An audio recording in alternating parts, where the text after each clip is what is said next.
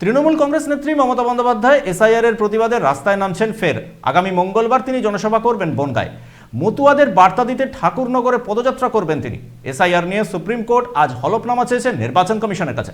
কলকাতার 7 বিএলওকে show cause notice পাঠালেন নির্বাচন কমিশন। বেলেঘাটা বিধানসভার এই 7 বিএলওর কাছে জানতে চাওয়া হয় তারা কেন সঠিক সময়ে কাজ করতে পারছেন না। আজ বিকেলেই তাদের তলব করা হয় নির্বাচন কমিশনের অফিসে। ইতিমধ্যেই রাজ্যের বিভিন্ন জায়গা থেকে বিএলওরা অভিযোগ জানাচ্ছেন তাদের ওপর চাপ দেওয়া হচ্ছে। এ নিয়ে মুখ্যমন্ত্রী মমতা বন্দ্যোপাধ্যায় কড়া ভাষায় চিঠি লিখেছেন মুখ্য নির্বাচন কমিশনারকে। সুপ্রিম কোর্টে এ নিয়ে মামলা দায়ের হয়েছে। 26শে নভেম্বর এই মামলার শুনানি রয়েছে। বিচারপতি সূর্যকান্ত, বিচারপতি এসভিএন ভাত্তি, জয়মাল্য বাগচির বেঞ্চে এই মামলার শুনানি হবে। কেরল সরকার মামলা দায়ের করে বলেছিল সে রাজ্যে পঞ্চায়েত পুরসভা নির্বাচন রয়েছে। যদি এসআইআর প্রক্রিয়া চলতে থাকে তাহলে এখনই নির্বাচন করা সম্ভব হবে না। কেরলের হয়ে মামলা লড়ছেন আইনজীবী কপিল সিব্বল। ইতিমধ্যে ডিএমকে, সিপিআইএম, পশ্চিমবঙ্গ প্রদেশ কংগ্রেস, তৃণমূল কংগ্রেস সুপ্রিম কোর্টে দ্বারস্থ হয়েছে। সেই মামলার শুনানি হবে 26শে নভেম্বর।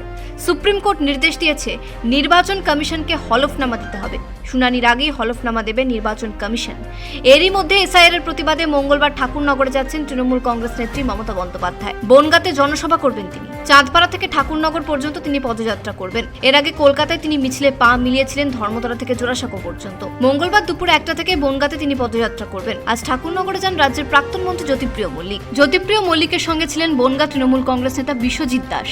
যে দিদি বালুদার সাথে কথা বলেছে যে বনগাঁতে একটা সভা করতে চাইছে, সেইভাবেই আগামী মঙ্গলবার 1টার সময় বনগাঁতে ত্রিকোণ পার্কে একটা সভা করে উনি চলে যাবেন চাঁদপাড়া থেকে ঠাকুরনগর অভিমুখে 3 কিলোমিটার রাস্তা পর্যন্ত তিনি পদযাত্রা করবেন। তারপরে আবার তিনি ওখান থেকে হেলিকপ্টার করে চলে যাবেন। বেশ কিছুদিন ধরেই মতুয়ারা অনশনে বসেছেন। বিশেষ নাগরিকত্বের দাবি জানিয়েছেন তারা। মতুয়ারা সিদ্ধান্ত নিয়েছেন দিল্লিতে তারা অনশনে বসবেন। ব্যুরো রিপোর্ট, পূবের কলম ডিজিটাল।